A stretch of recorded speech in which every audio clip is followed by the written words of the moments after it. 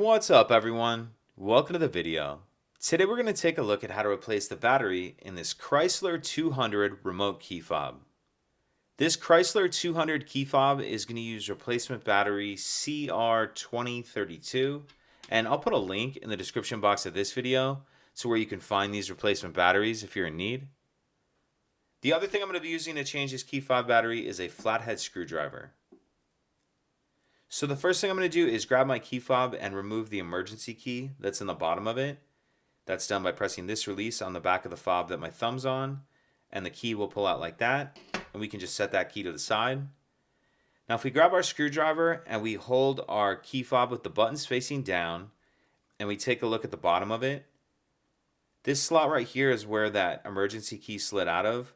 Just below that, there's another little notch right here. What I'm going to do is put my screwdriver in that notch like this.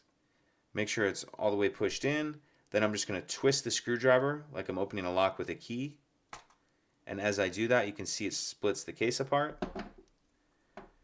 Go ahead and pull that two halves apart. And in the back half of the case, we see our battery right here. And there's a little bit of a cutout in this battery holder that will allow you to get your screwdriver under the edge of the battery and pop that battery out.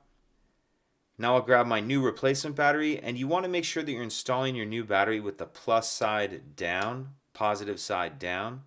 And I'm going to tuck this edge in first that's by this metal clip. So tuck that edge in first like that, and then snap it down into place. Then we can snap the two halves back together. Slide our emergency key back in, and that's it. If you could take a second to like and subscribe, it helps us out, and I'd appreciate it. Thank you.